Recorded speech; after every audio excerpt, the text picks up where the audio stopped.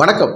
நேற்று திருச்சி வந்த பாரத பிரதமர் நரேந்திர மோடி அவர்களை நேரில் சந்தித்து பேசியிருக்கிறார் ஓபிஎஸ் அவர்கள். எதை பற்றி பேசியிருப்பார்? பல்வேறு கருத்துக்களை பேசியிருக்கிறதாகவும், கூட்டணி குறித்து, அதாவது பாஜகவில் தன்னை இணைத்து கொண்டு கூட்டணியில் செயல்படுவதற்காகவும் அது குறித்தும் பேசியிருப்பார் அப்படிங்கிற தகவலும் வெளியாக இருக்கிறது. அதே நேரத்தில் பார்த்தீங்கன்னா அமமுக கட்சியை பாஜகவுடன் இணைக்கிற விஷயமாகவும் அது சம்மந்தமாக பேசியிருப்பார் அப்படிங்கிற பேச்சும் அடிபடுது.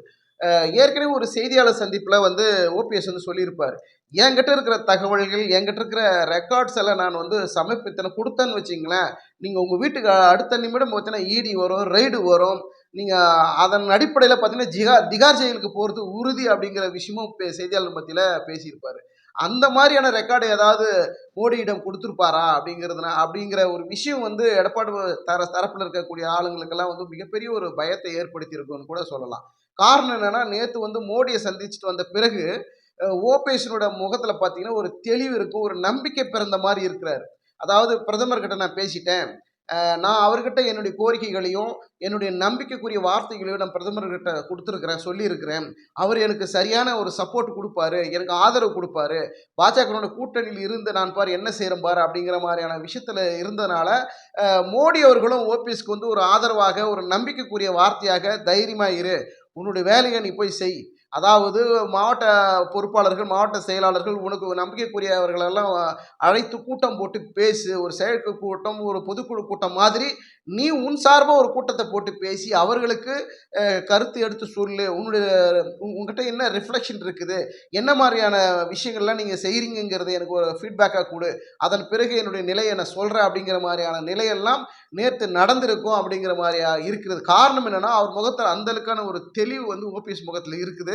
அதனால் என்ன மாதிரியான ரெக்கார்டு மோடியிடம் கொடுத்துருப்பாரு, கூட்டணி குறித்து என்ன மாதிரி விஷயம் பேசியிருப்பாரு. காரணம், பிஜேபியில் கண்டிப்பாக ஓபிஎஸ் இணைந்து செயல்படுவதற்கு உண்டான ஆயத்தமாகத்தான் நேற்று அவரை போய் பிரதமர் அவர்களை ஓபிஎஸ் சந்தித்தது அதன் முதற் காரணம்.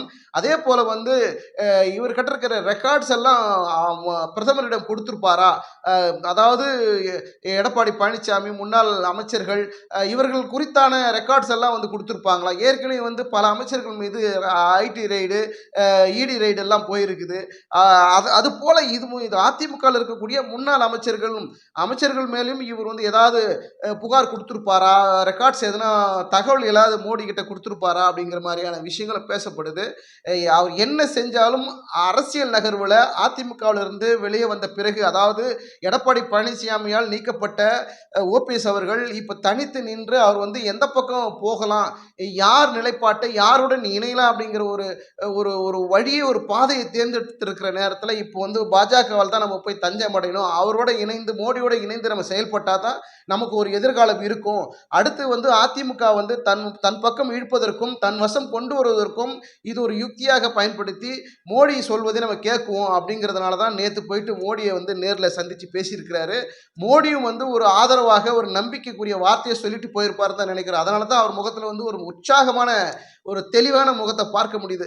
அதனால் என்ன பண்ணுறாரு ஓபிஎஸ், மடமடன்னு என்ன பண்ணுவார்னா, மாவட்ட பொறுப்பாளர்கள், அவருக்கு நம்பிக்கைக்குரிய ஆட்கள் எல்லாம் வரவழைத்து ஒரு கூட்டம் போட்டு ஆலோசனை பண்ணி ஒரு தீர்க்கமான ஒரு முடிவுக்கு வருவதற்கு வாய்ப்பு இருக்குது. விரைவில் மீண்டும் மோடி டெல்லியில் முறைப்படி போய் சந்தித்து அவருடைய ஆதரவையும் பாஜகவில் இணைவதற்குண்டான அதிகாரப்பூர்வ தகவலும் விரைவில் வருவதற்குண்டான வாய்ப்புகளும் இருக்குதுன்னு சொல்லப்படுது.